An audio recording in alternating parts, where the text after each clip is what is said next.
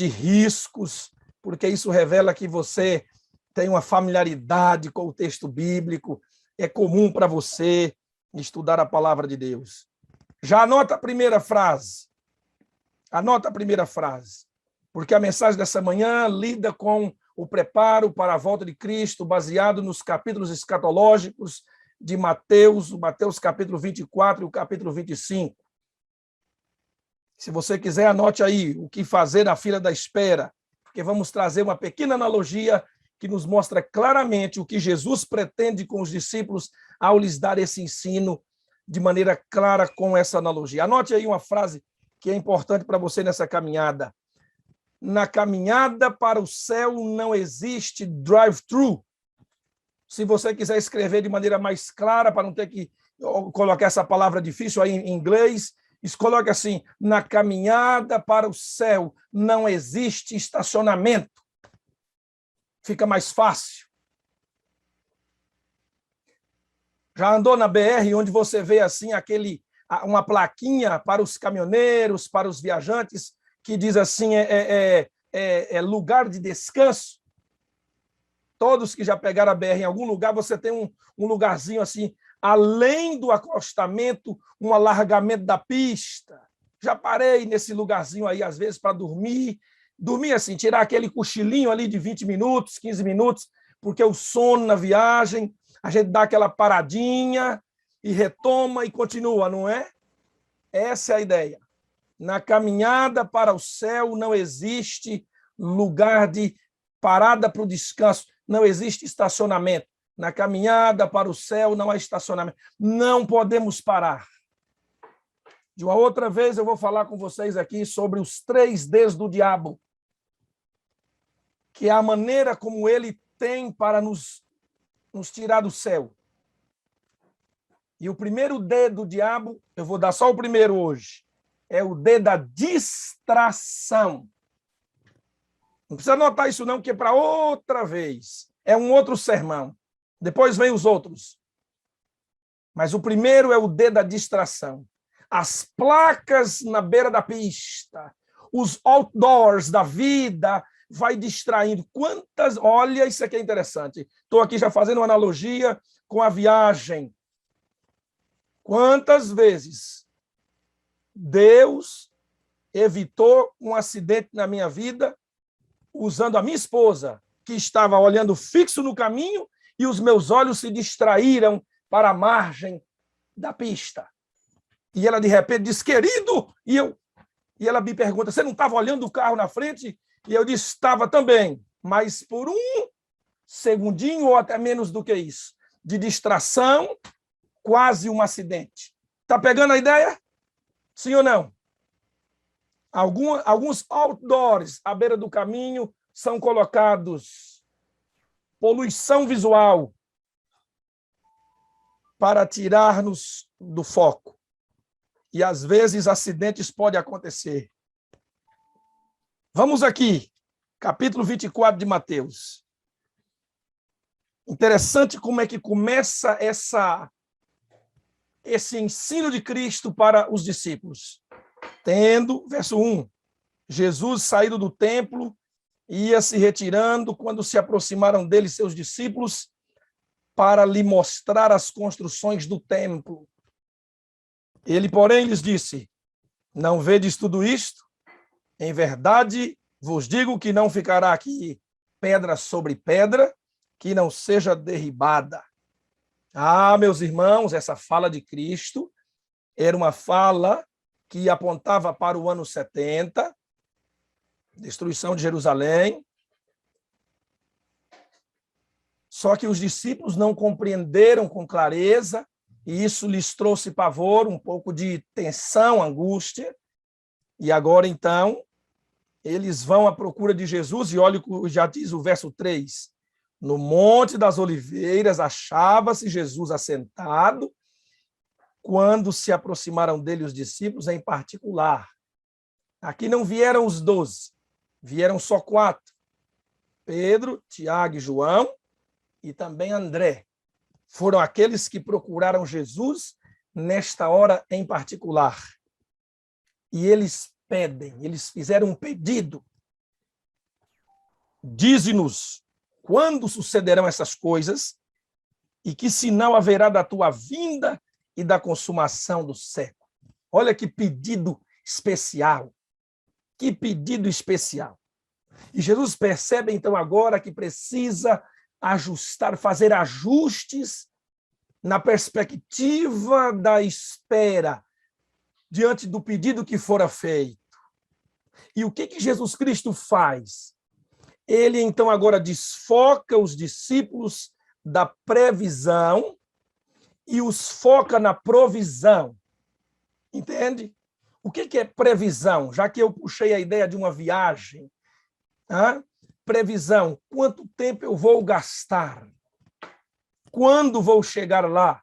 Pastor Arão acabou de fazer a viagem aí, de repente, previsão estava na sua mente. Vou sair tal horário, vou chegar tal horário. Sim ou não? Só que pastor Arão também usou o elemento da provisão porque ele teve que fazer as malas dele. Foi ou não foi? O que eu coloco aqui, o que eu coloco ali, o que eu vou levar para pagar minhas despesas? Eu vou levar dinheiro, vou levar o cartão de crédito, entendeu? Então, olha a diferença de uma coisa para outra. Previsão, tempo, quando será? Provisão, como? Como eu devo estar vivendo até o momento da chegada?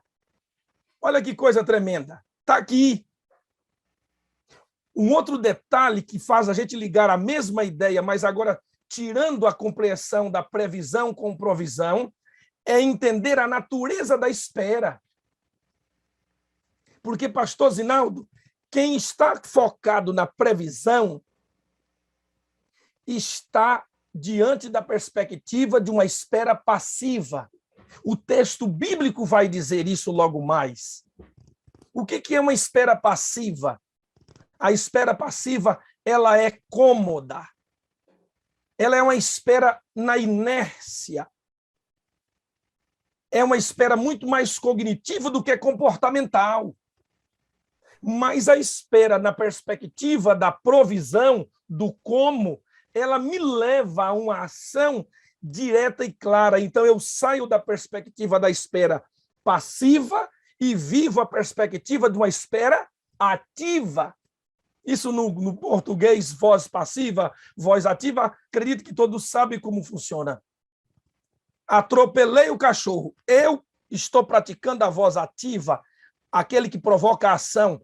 Eu atropelei. O cachorro foi atropelado. Voz passiva. O cachorro sofreu. Estava lá deitadinho, tirando um cochilinho, quietinho. Levou-lhe uma carrada. Pá! Não fez nada. Só ficou lá. Voz passiva. Eu dirigindo, movimentando, atropelei. Voz ativa. Ok? Claro, sim ou não? Tá ligado, Odilon e Viviane? Então, pegou a ideia? Jesus está percebendo que na pergunta dos discípulos existe aí um problema. Porque eles fazem a pergunta, Senhor, quando, Senhor? Quando? Quem está preocupado com quando está mais conectado com a perspectiva da previsão ou da provisão? O que vocês acham? Previsão. Uai, quando é previsão? Quando é que isso vai acontecer? Qual sinal vai haver de tudo isso? Fala para nós.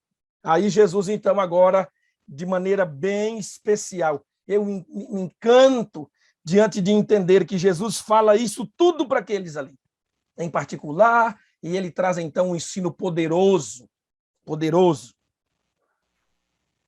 Previsão e provisão. Espera passiva ou espera ativa? Essa é uma boa pergunta para começarmos a nossa reflexão bíblica, concluindo aí nossa trilogia aqui na sala 57. E por que, irmãos, que eu provoco a terminar dessa maneira? Aqui é quase que uma meia semana de oração. Toda semana de oração. Meu filho outro dia estava lá na Bahia, 16 aninhos, para a honra e glória de Deus, com a minha filha de 13 aninhos, estavam lá junto com alunos do IABC na missão ali no Morro de São Paulo. Ontem eu chorei diante de uma postagem da minha filha falando sobre o sentimento dela na missão. Que coisa maravilhosa. Dizendo a ela que encontrei a razão de viver. Nunca me senti tão perto de Deus, ela dizia, por estar vivendo uma experiência missionária. 13 anos. Eu me emocionei lá no Instagram dela. Lara Beatriz, que coisa linda, eu fiquei emocionado. E meu menino foi o pregador da semana de oração ali, a semana de colheita ali no Morro de São Paulo, 16 aninhos, pregando. E eu fui construindo com ele as mensagens aqui em casa, antes de ir, depois, no meio, eu falei, meu filho, liguei, falei, filho, temos que mudar o sermão do último dia. Ele disse, por quê, papai? Porque semana de oração se termina levantando a cabeça da igreja para o alto. Tem que terminar falando do glorioso retorno de Jesus Cristo. Tem que terminar falando de esperança. Você vai pregar a semana inteira para gente machucada, gente ferida, gente culpada, gente vivendo em pecados, gente vivendo na insegurança da indecisão. Só que você precisa terminar colocando no coração dessas pessoas, pelo Espírito Santo, o fogo da espera, o brilho daqueles que aguardam com perseverança. E como diz a Bíblia, o apóstolo Paulo, amando a volta de Jesus Cristo. Ah, meus irmãos, ele entendeu tudo em 20 minutos. A gente foi ali e ele foi entendendo e foi para o texto bíblico. Papai, deixa comigo. E foi coisa linda quando vi as fotos finais daquele sermão, ele abraçado à irmãzinha e chorando, os dois no apelo, junto com aquela igreja. Eu falei, coisa linda, meu Deus, Deus seja louvado. E eu disse, é assim que se termina. Então, pastores, eu não estou aqui para dar conselho para pastor nenhum, porque eu acho que não carece. Eu sou aqui um dos menores dessa turma que estão aqui. Mas, queridos, precisamos pregar mais sobre a gloriosa volta de Jesus Cristo. Se eu tivesse que dar um conselho hoje para os pastores dessa sala, preguem sobre a bendita esperança na volta de Jesus Cristo. Porque nós, pastores, somos a voz que logo mais vai aparecer no capítulo 25, a voz que clama para as noivas, eis o noivo, à meia-noite, tudo escuro, e eis uma voz gritando, eis o noivo, se preparem, eis o noivo, somos nós, a voz profética e a voz da proclamação da palavra de Deus, despertando uma igreja para encontrar Jesus Cristo. Então vem comigo, meus irmãos, para as lições lindas do capítulo. Claro que algumas das pequenas lições, ou das grandes lições do capítulo 24 e 25, diante do que Jesus ensina, porque o tempo não permite a gente eliminar todos os ensinos que tem aqui. Aqui tem muita teologia, muita escatologia, uma profundidade tremenda, mas algumas lições temos que tirar daqui. A primeira delas está na resposta de Jesus imediata para os discípulos, no verso 4. E ele lhes respondeu, vede que ninguém vos engane. Eu comecei pregando aqui na sala 57, na quarta-feira, falando sobre os fake news espirituais que Satanás tem levantado por aí. Fiz um apelo claro para irmãos nossos, sinceros, gente da verdade, que está acompanhando, que está participando, que são de outras igrejas, estão agora olhando, e nós pregamos sobre a verdade na palavra de Deus, onde inclui os 10 mandamentos. Fiquei tão feliz, porque minha esposa ontem compartilhou o link da sala para o nosso grupo aqui do WhatsApp, do nosso pequeno grupo, onde só eu e minha esposa somos adventistas do sétimo dia, e todos os demais aqui, inclusive hoje à noite, a reunião aqui em casa marcada. Que pessoas, famílias maravilhosas, e temos reunidos na Bíblia. E depois, então, a esposa de Emerson, Vanessa, fez um comentário. Nossa, que coisa maravilhosa. Me mande o link desse movimento. Emerson disse, então, que estaria conosco. Acredito que ele está conosco nessa hora, assistindo, ou pelo YouTube, ou aqui pelo Zoom. Irmã Beatriz é da Igreja Batista Central aqui de Brasília. E ela diz, fui edificada pela palavra de Deus, aprendi muito. Ah, eu fico tão feliz de saber que estou pregando o pastor Wagner para o meu rebanhozinho particular, que vem aqui para minha casa. E a gente abre a Bíblia, e a gente aqui, eu falei para vocês há um tempo, mostrei a foto, e a gente aí, cada encontro, fazia reunião. Sabe o que eles faziam? Pastor, a gente quer estudar a Bíblia. Abre a Bíblia e estuda os temas da Bíblia, profecia com a gente. Ah, que coisa maravilhosa. Aí, então, agora eu digo para vocês, minhas ovelhinhas no particular, e todas essas ovelhas maravilhosas de Cristo, da Assembleia de Deus, católicos, espíritas, batistas, presbiterianos, metodistas, vocês que estão aqui, olha como Jesus te ama. E ele diz assim, ó, vede que ninguém vos engane. Por que você está cercado desse povo aqui?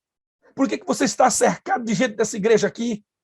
Porque Deus está mostrando para você uma parte especial na Bíblia que você ainda não tinha, porque ele está preocupado para que o engano não tome você. Ele diz, cuidado para que não vos engane, porque virão muitos em meu nome, dizendo eu sou o Cristo, e enganarão a muitos.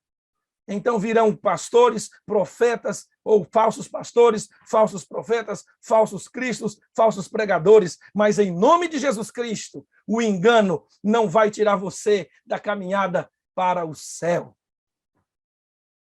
Então, querido irmão, fica ligado, porque o sinal mais importante aqui não é um tsunami, não é um terremoto 7.0 na escala Richter. O sinal principal aqui é o engano, o ministério do engano, que nunca foi tão forte na face desse planeta.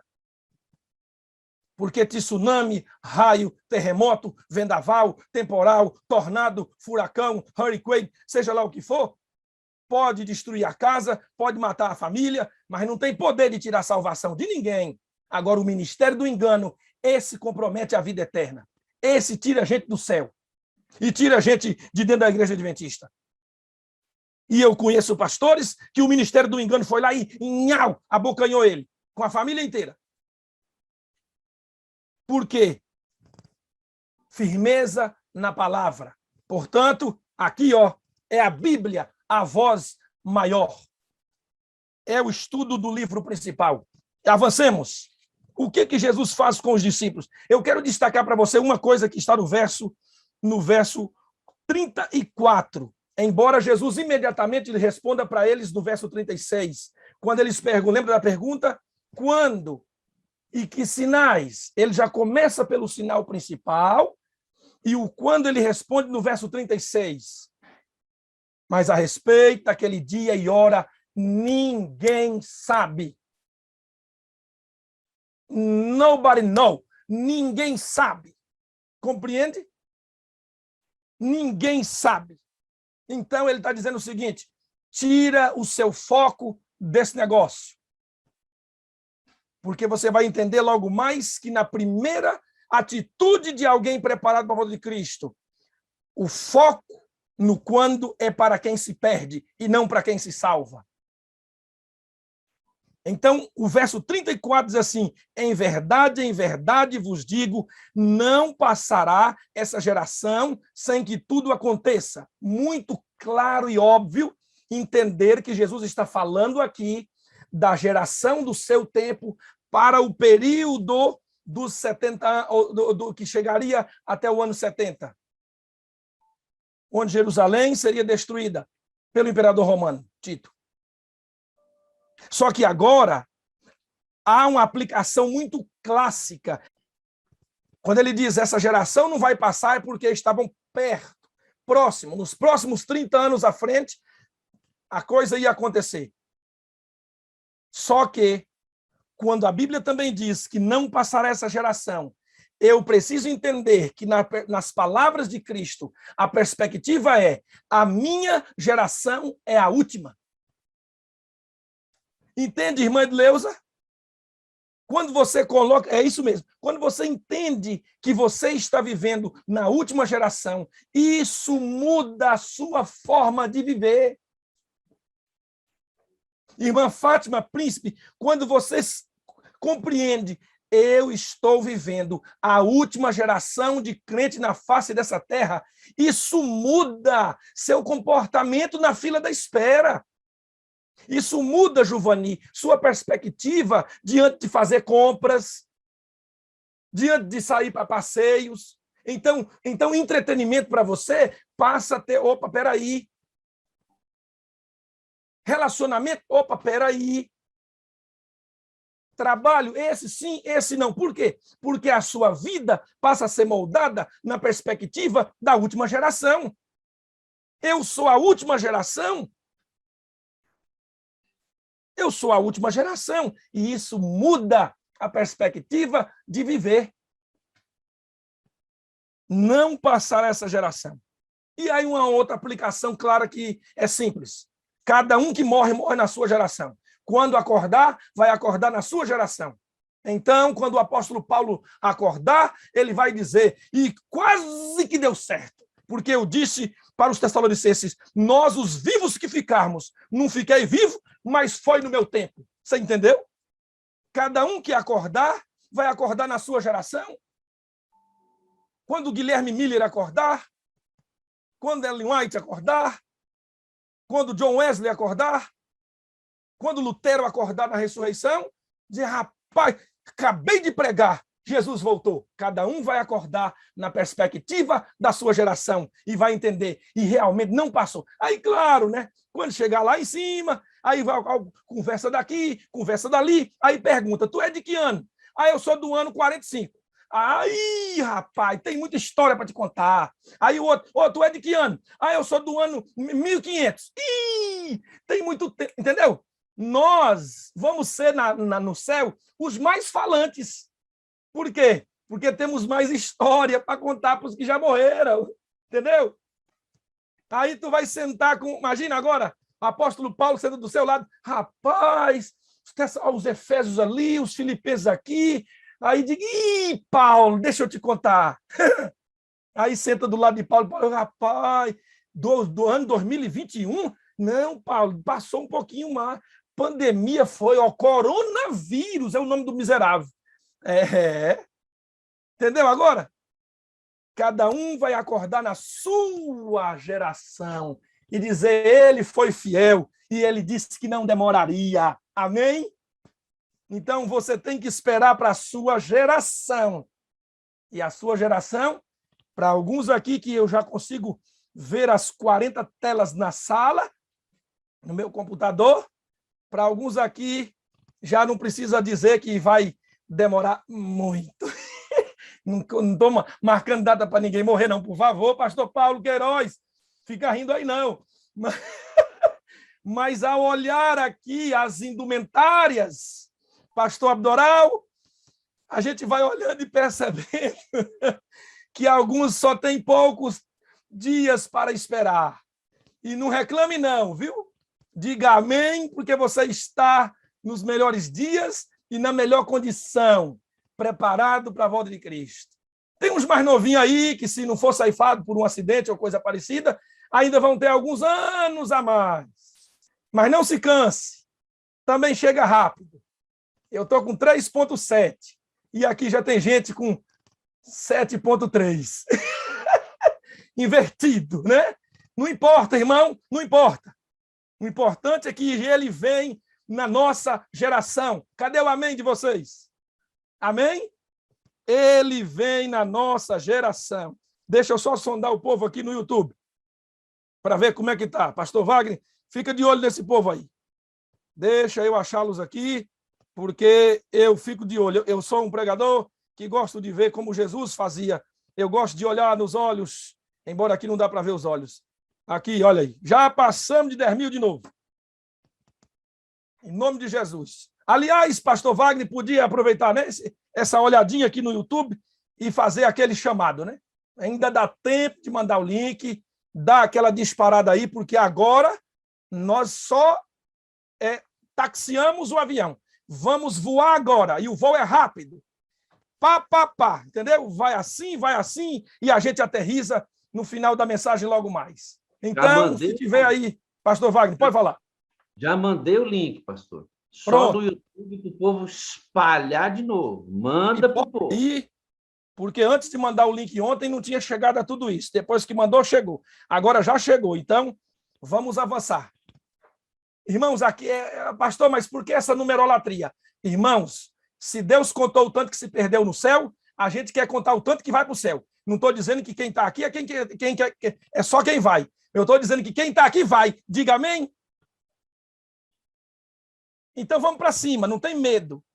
Porque alguns são numerólatras, mas outros são numerófagos, ou numerófagos. Tem medo, é numerofobia. Jesus também conta. Então fique tranquilo, eu sou evangelista. É fácil para mim, eu gosto. Avancemos, irmãos, na palavra de Deus. Verso 45, o Senhor Jesus começa agora a dar para eles a essência da espera. Senhor, quando? Senhor, como? Senhor, Jesus então tira eles, como já disse, da previsão, põe na provisão, tira da espera passiva e coloca na espera ativa.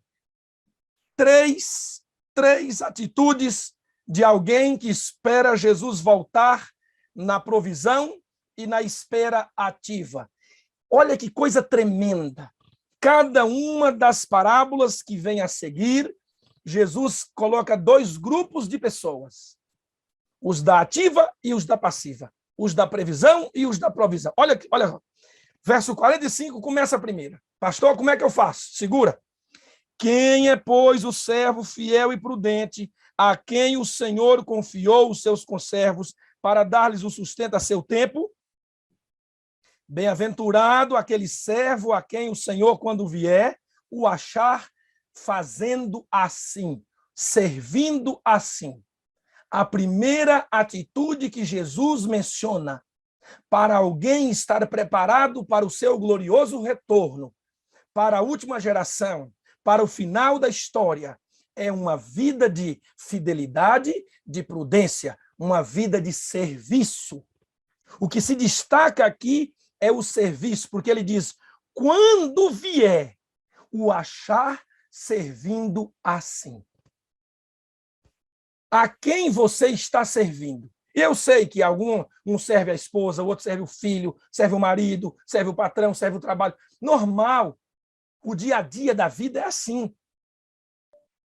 Mas o serviço principal do coração dessa pessoa, meu e seu, precisa ser um serviço para Cristo.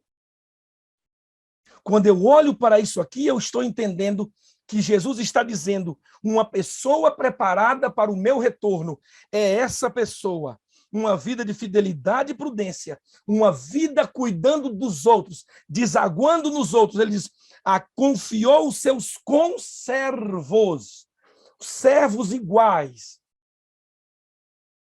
Confiou pessoas sob seu cuidado. E ele diz agora, salvo será, bem-aventurado o servo que estiver desenvolvendo bem, com fidelidade, o seu serviço. Resultado, em verdade vos digo que lhe confiará todos os seus bens. É uma maneira dele dizer que essa pessoa vai estar salva. Agora, olha o outro grupo agora do servo. Mas se aquele servo, sendo mau, e disser consigo, o meu senhor demora. Olha o foco dele, ó. Previsão. Meu senhor demora. Olha a perspectiva da espera. Na demora. Aí diz a Bíblia, e passar a espancar os companheiros, a comer e a beber com os ébrios. Eu disse a vocês que a perspectiva da espera muda o meu comportamento. Entender que sou a última geração desse planeta muda a minha forma de viver. Esse homem aqui da história representa aqueles que olham para a vida e dizem, não, vai demorar. Tem muita profecia para se cumprir, tem muita história para acontecer. Perspectiva da demora. E aí, então, agora, o que é que mudou na sua vida? O comportamento. Ele deixa de cuidar, passa a espancar os companheiros. E ele passa agora a ter prazer numa vida devassa e mundana, comer e a beber com os ébrios. Será que estou pregando para alguém que deixou a espera ativa em algum momento e passou para a perspectiva da espera passiva?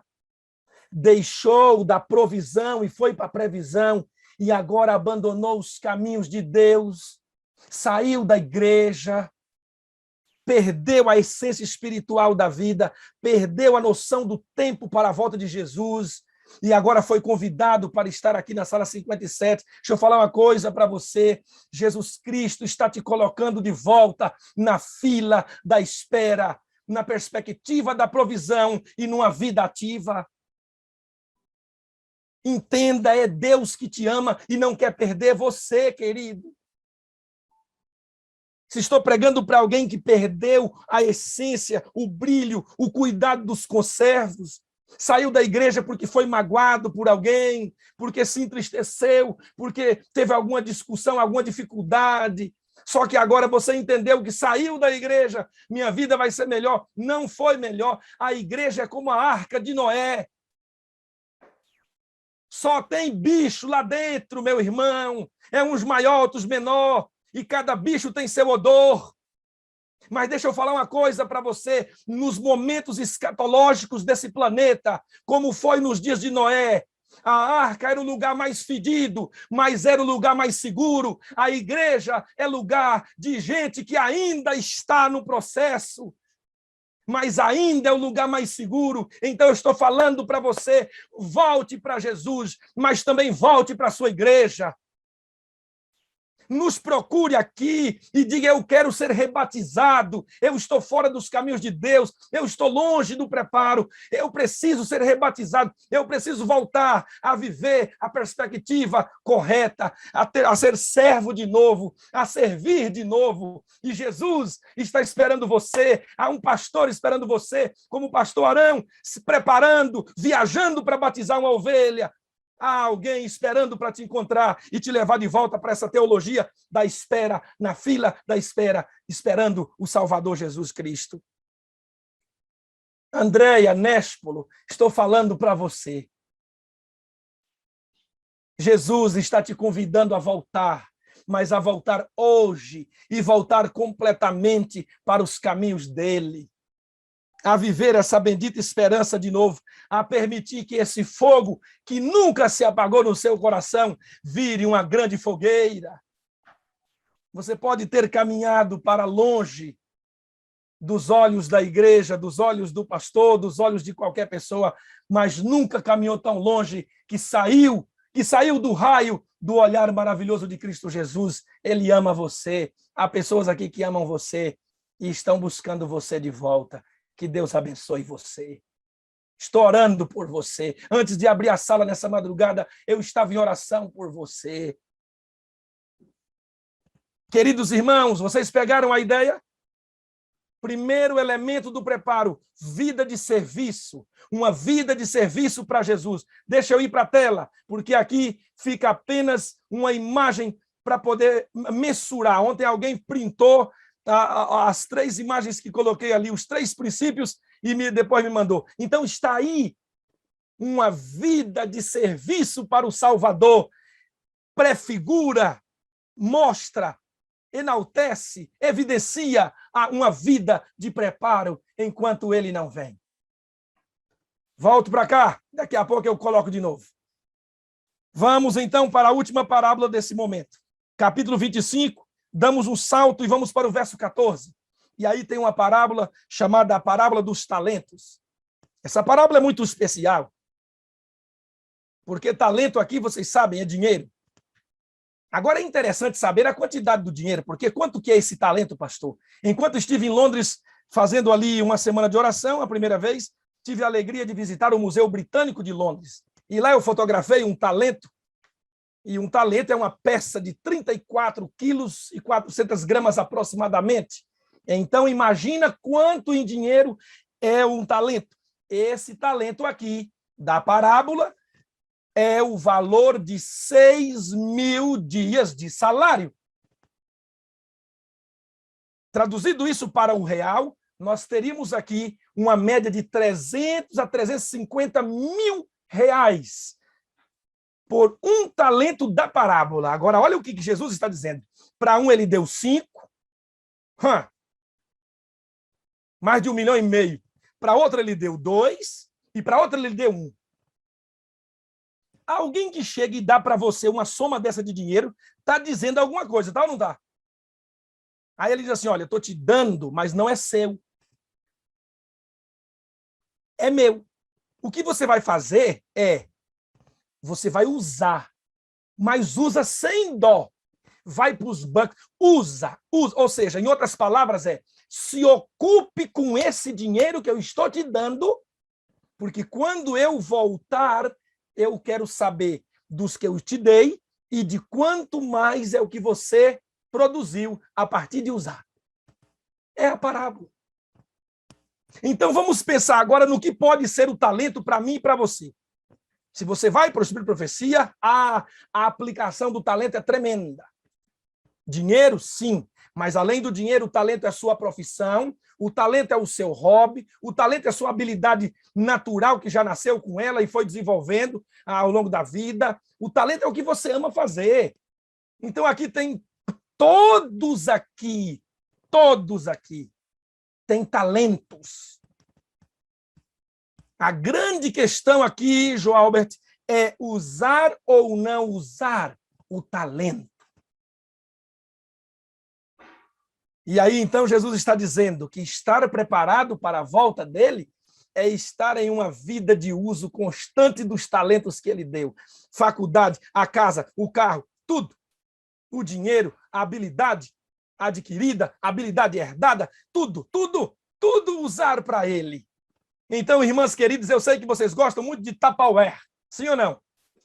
Esse negócio é interessante, porque outro dia minha esposa falou, querido, vou fazer um consórcio. Falei, mas para comprar um carro? Outro, ela falou, não, é Tupperware. Falei, meu pai, agora tem consórcio de Tupperware.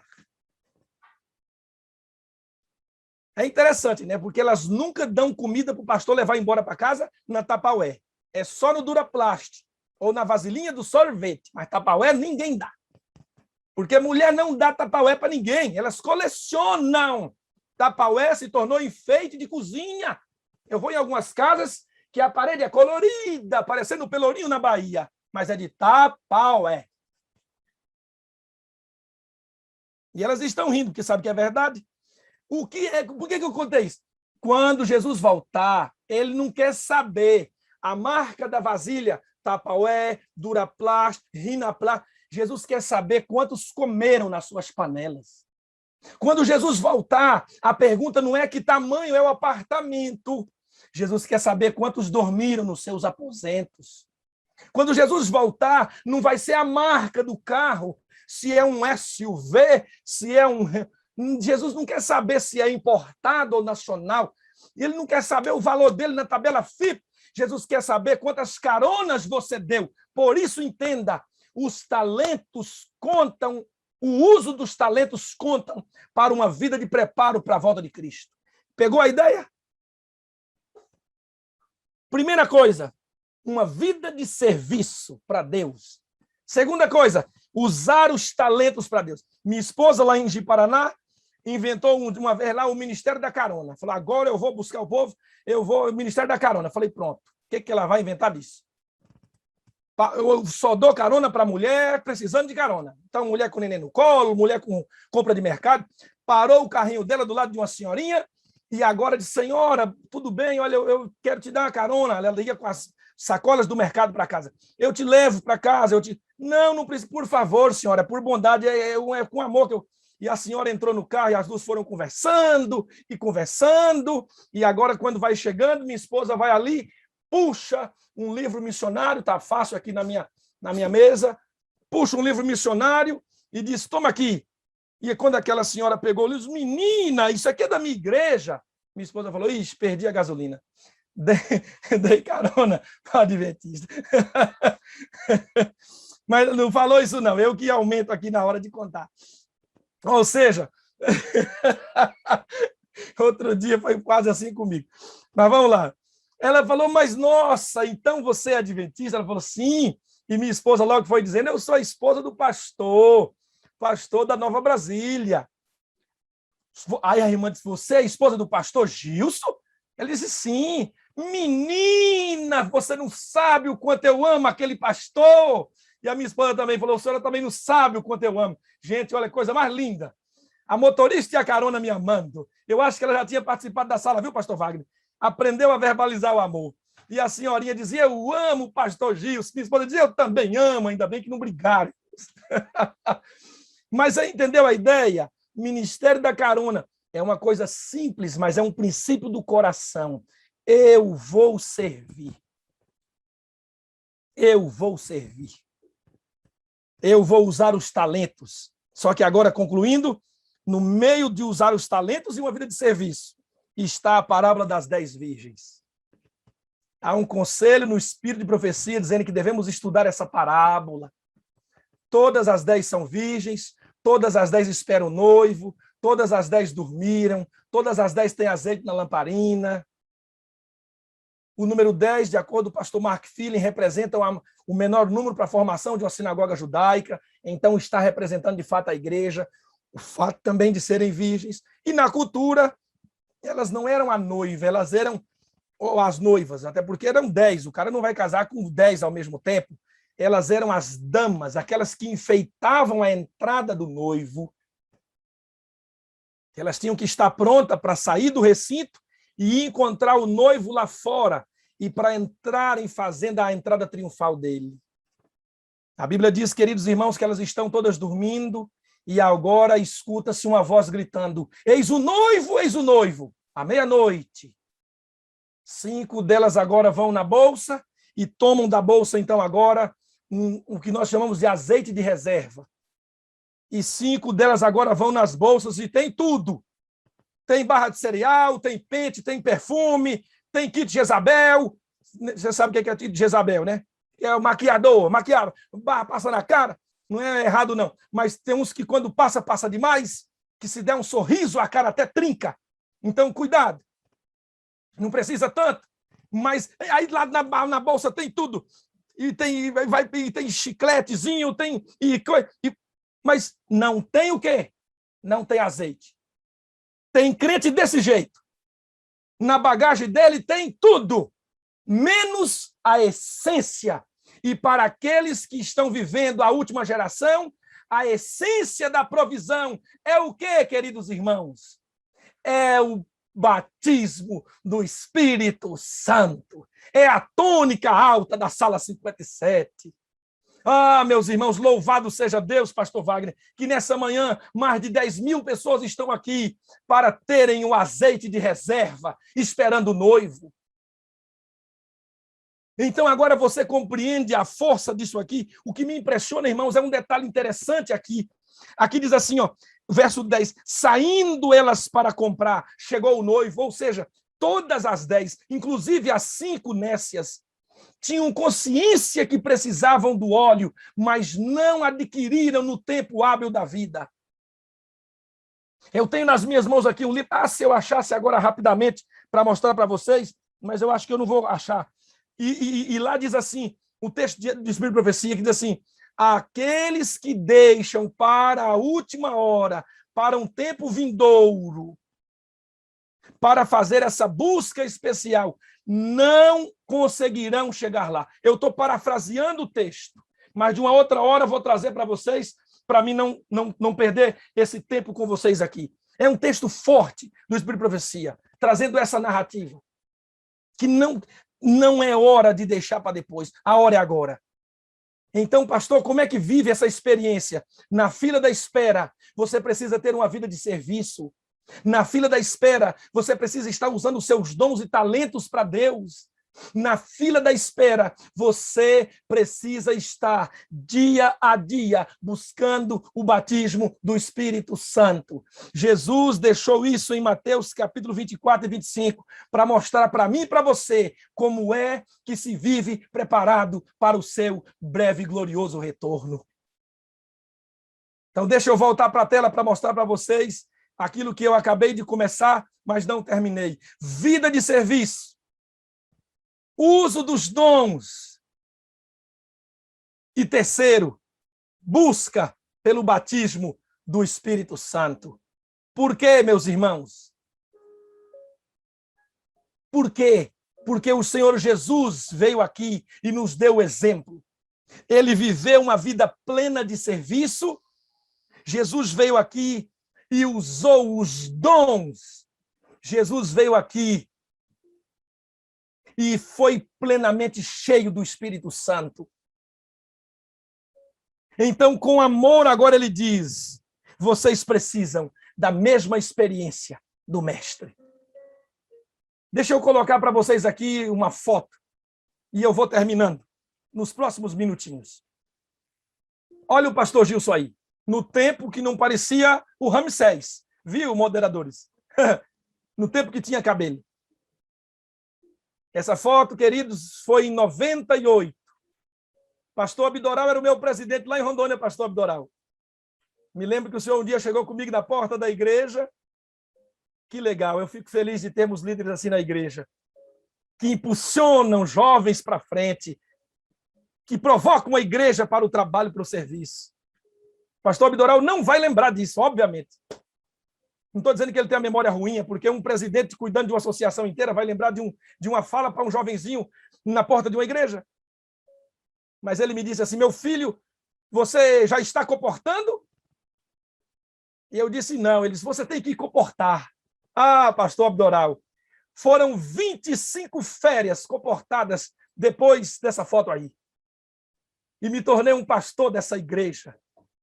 Aí era o sonho de me tornar um pastor. E a outra foto está agora aqui do lado. Vocês estão vendo? Foto de 2009. Formado em teologia pela Faculdade Adventista da Bahia. Pastor Gondim foi um dos meus professores ali. E no meio dessas duas fotos, um garotinho vivendo um sonho. Ao ser batizado nessa igreja, explodiu no peito um sonho. Mas, a princípio, não era um sonho de ser um pastor. Era um sonho de viver a força do evangelho como Jerônimo e João Hus, reformadores que morreram por pregar a palavra de Deus. Então, eu me ajoelhava e orava dizendo assim, Jesus, me faz um reformador. Me faz um reformador dessa igreja. Até que o pastor me procurou em uma ida para o evangelismo e disse, meu filho, você já sonhou em fazer teologia? E eu pensei assim, é comida? E ele falou, não, meu filho, é para ser um pastor.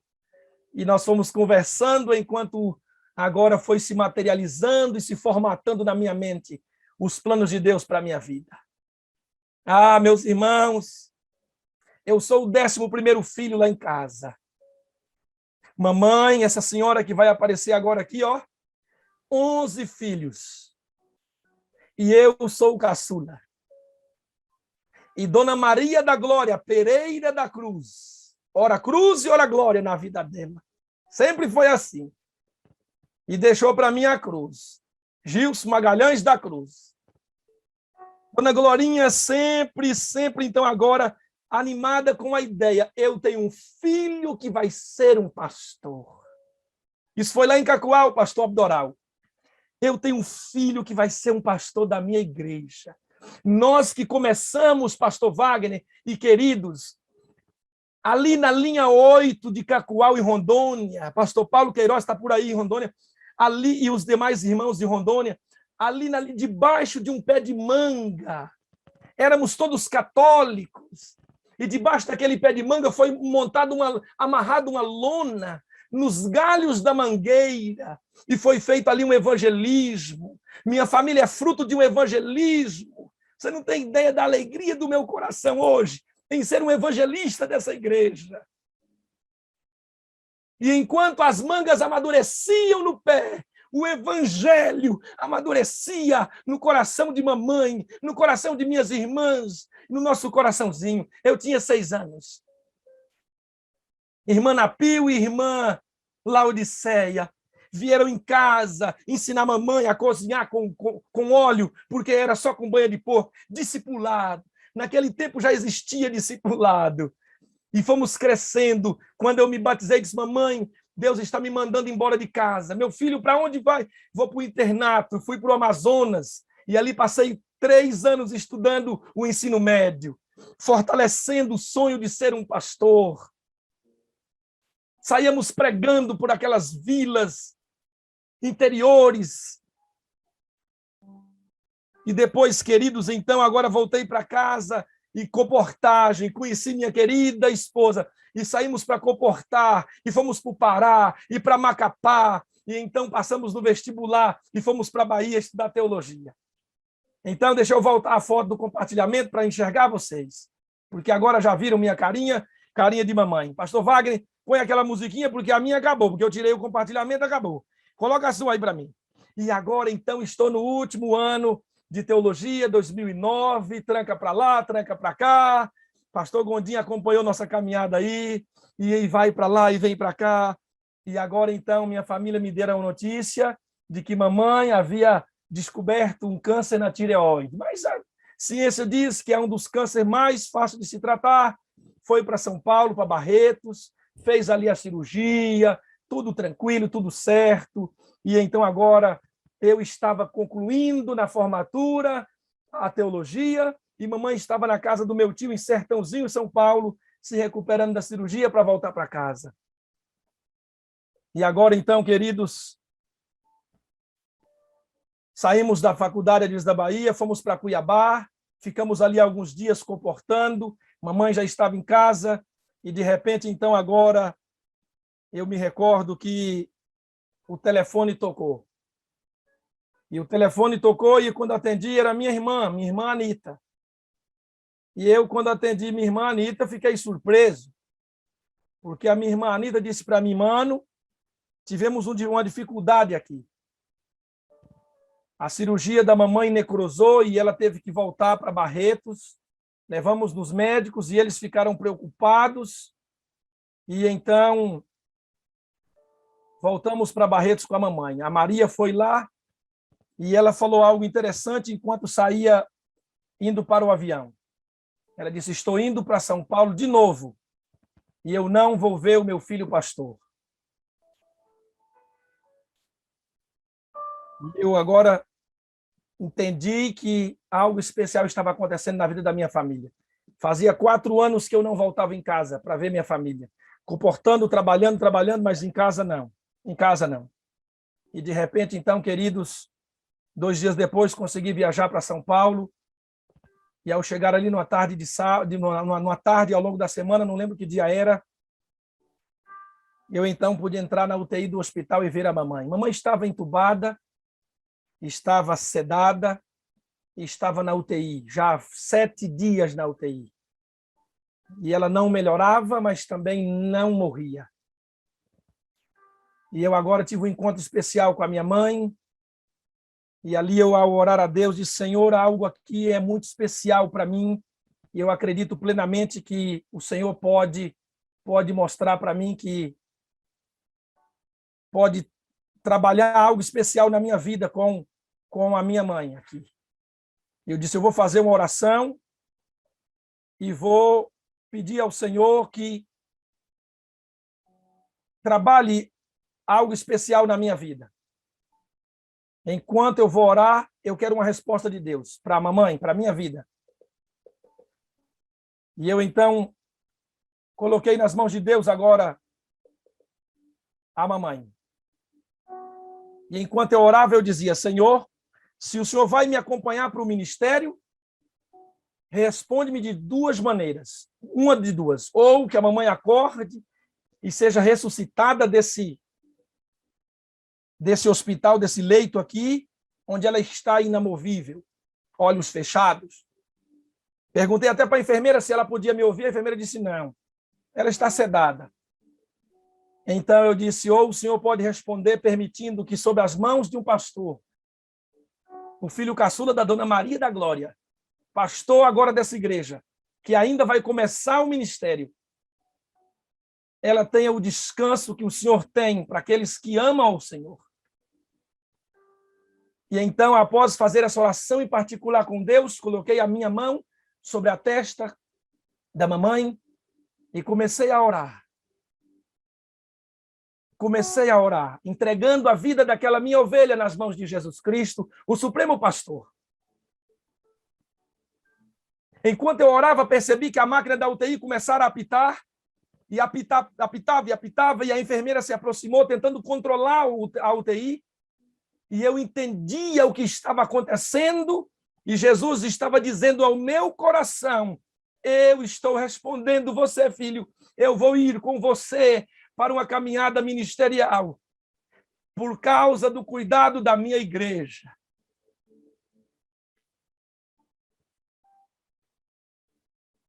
E eu agora terminei de orar segurando a minha fé e a minha vida nas mãos de Cristo. E quando terminei de orar, meus olhos foram para o relógio que marcava a frequência cardíaca dela. E haviam caído 10 pontos. Quando eu olhei no rosto da mamãe, o sangue estava jorrando dos seus lábios. E eu entendi o que Jesus estava permitindo acontecer através das minhas mãos e da minha oração. Então eu olhei para a mamãe e tive forças para cantar um pedacinho do hino que durante 20 anos ela nunca deixou de cantar. Porque ele vive, eu posso crer no amanhã. Porque ele vive, eu posso crer no amanhã. Cantei para ela, olhei no rosto dela, segurei aquele rosto. Dei um beijo na testa de mamãe e disse: até breve, mamãe. Até breve. E eu saí, porque eu sabia que se ficasse ali, eu veria o que eu sabia que aconteceria. Ao sair, tentei voltar para dizer para a enfermeira, perguntando quem era o novo nome na fila da espera para a UTI. Mas eu não tive coragem. E depois de voltar, ainda olhei para a UTI e saí. Chegamos na casa do meu tio ali perto, em Sertãozinho. Era o cansaço da viagem, porque viajamos de meia-noite até 3 da tarde desse dia. Então, deitei para dormir, de repente, meia hora de sono, minha irmã, Maria, minha irmã toca meus ombros e diz: mano, acorde. O hospital acabou de ligar. E eu disse: eu sei, querida, eu sei. E ela disse: mamãe, descansou no Senhor. Meus irmãos, o que eu mais queria, Odilon e Viviane, Marcelo Novaes, o que eu mais queria, o Walter Aguiar, você que está aí em Cuiabá, Walter, o que eu mais queria era que os olhos de mamãe se abrissem enquanto eu orava. Porque ela ia ver o pastor que ela nunca viu. E por 6 anos ela dizia: eu tenho um filho estudando para ser um pastor da minha igreja. Sabe o que é ser mãe de um pastor? Uma senhora morando no sítio, lá no seu cantinho. Dizer para uma igreja de 500 membros: meu filho vai ser um pastor.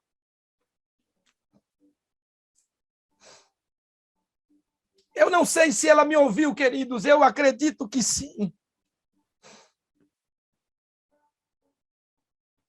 E naquele dia saí na madrugada a comprar o caixão da mamãe, pastor Wagner.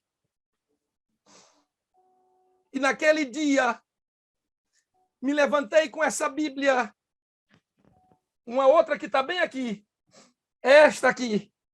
E com esta Bíblia eu abri e preguei o meu primeiro sermão fúnebre. O meu primeiro funeral como pastor foi o funeral da Dona Maria da Glória, a minha ovelha. E Jesus estava dizendo para mim: Juarez, bem-vindo ao ministério pastoral da minha igreja. Eu vou estar com você. E ele estava ali segurando as minhas mãos, minha voz, minhas palavras e meu coração. E dizendo: bem-vindo ao ministério pastoral da minha igreja. Eu tenho uma igreja para você cuidar. E eu estou há 12 anos pregando este evangelho, esperando Jesus voltar, porque também tem uma história ministerial para contar para Dona Maria da Glória. Tenho ovelhas para apresentar para minha mamãe. Você não tem noção de como espero Jesus voltar. Porque tem um hino que eu ensaiei para cantar para ela, que eu não cantei. Flores que eu almejei comprar para ela, que eu não pude entregar. Mas quando Jesus voltar, vou cantar para ela no coral dos redimidos. Quando Jesus voltar, vou dar para ela flores que nunca mais se murcharão. Jesus está voltando, igreja.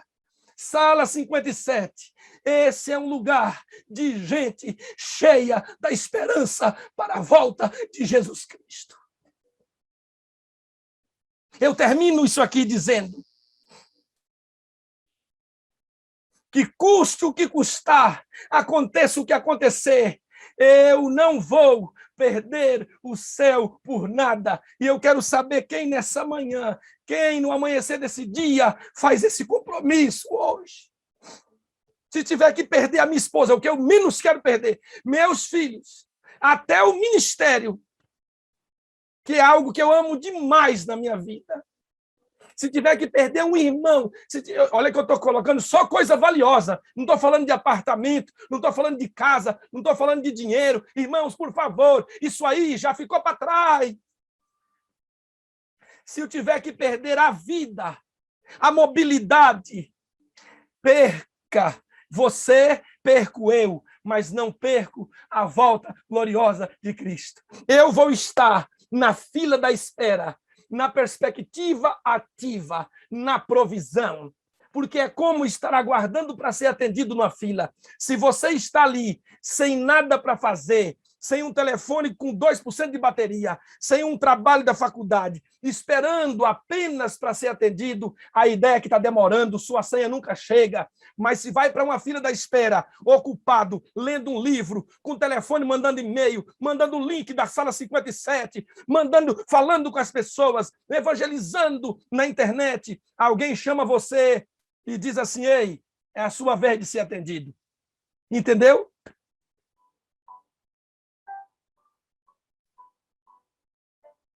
Não demora para quem está ocupado na fila da espera. E Deus, nessa manhã, quer gente ocupada, aguardando. Quer gente vivendo essa experiência maravilhosa. Eu quero apresentar a mamãe para vocês quando Jesus voltar. Dona Maria da Glória. E eu quero perguntar nessa manhã, quantos querem fazer esse compromisso hoje? Aí no YouTube, ainda temos milhares. Eu quero ver um amém se levantando aqui no YouTube agora. Eu quero ver uma mãozinha levantada. Eu quero ver um sim. Se nessa hora você se diz assim: eu assumo a teologia da espera, na espera ativa, na provisão, ocupado, servindo, usando os meus dons e cheio do Espírito Santo enquanto Jesus não aparece. Eu vou ganhar vidas para Cristo. Aqui no Zoom eu estou vendo dezenas, centenas de mãos levantadas. E deixa eu olhar o chat agora. Agora sim. Eu estou vendo o YouTube aqui. Agora sim. Agora sim. Deus seja louvado. Eu espero. A Joana Angélica está dizendo: eu espero. E eu estou vendo agora mãos subindo. Amém. Louvado seja o nome do Senhor. Que Deus segure a sua fé. Que Deus sustente a sua vida. E eu te encontro logo, logo depois dali. Logo, logo do outro lado, logo, logo além do glorioso rio. Não tardará. É o hino que pulsa no meu coração, jamais esqueço. E termino cantando em cada semana de oração. Não tardará, não tardará. É o verso da Bíblia que meu filho mais gosta. E aquele que há de vir virá e não tardará. Que Deus abençoe você, que Deus abençoe sua espera. Seja uma espera cheia de frutos para a honra e a glória do Senhor. Que Deus te abençoe. Pastor Wagner, que Deus também te abençoe. Meu pastor querido, que coisa maravilhosa quando se fala sobre a volta de Jesus, né? É algo sempre muito emocionante, vibrante no coração da gente, porque é a nossa esperança, né, pastor? Nossa esperança é que ele volte e nós estejamos para sempre com ele. Pastor, eu vou pedir que o senhor faça uma oração. E aí eu vou trazer a música Não Tardará para a gente terminar. Ah, que maravilha, pastor. Vai me emocionar de novo. Vamos orar. Querido Deus, essas mãos, Senhor, que um dia foram postas sobre a Dona Maria da Glória, e foram mãos que o Senhor usou para dar a ela descanso. Que conforto no meu coração em saber que eu viajei mais de 2.000 quilômetros para fazer uma viagem pastoral. E o Senhor, ó Deus, ouviu a minha oração e deu descanso para a minha ovelhinha. Essas mãos, ó Deus, estão levantadas mais uma vez nessa hora. Mãos, ó Pai, que se levantam diante de uma tela de um computador, representando as milhares de pessoas que agora, Senhor, também têm o seu coração tocado pelo Espírito Santo, que traz a vida, a emoção, o sentimento, o desejo pela gloriosa vinda do Salvador Jesus. Ah, meu Deus, temos um novo nome lá na glória. Há uma cadeira para nós já colocada diante da mesa da grande ceia. Há um apartamento de ouro puro, como diz a tua palavra. Nós temos mais coisa no céu do que na terra. Só falta Jesus voltar para buscar os seus escolhidos. Aqui estamos nós, Jesus, dizendo: ora vem, Senhor Jesus. Ora vem, Senhor Jesus. Enquanto não vens, nós estamos indo, Senhor, servindo, cheios do Espírito Santo, usando nossos talentos para a tua glória. Então, meu Deus, por favor, batiza-nos nessa hora com o seu Santo Espírito, que impulsiona essa igreja num levantar para o alto clamor, para o último evangelismo dessa terra. As últimas tendas serão montadas, as últimas igrejas serão construídas, as últimas pessoas logo, logo serão batizadas. Jesus Cristo está voltando e nós vamos subir, vamos morar e vamos estar para sempre com o Senhor. Eu entrego a minha vida, entrego a minha família, entrego o meu ministério, entrego o pastor Wagner e todos os pastores dessa sala, entrego a Deus todas as mulheres, todos os homens, todos os jovens, as crianças, entrego a Marlene em suas mãos, meu Deus, o pastor Gilson em suas mãos, que ontem fez um compromisso público em, ó Deus, ser batizado para a honra e glória do teu nome. Entrego em tuas mãos nossos irmãos evangélicos que estão aqui caminhando conosco nessa caminhada linda para o céu. Batiza-nos com o seu Santo Espírito nessa hora e nos dê um dia e um restante de vida preparados para a tua breve volta. É em nome do nosso Redentor Jesus que nós oramos. Amém e amém. Que Deus te abençoe.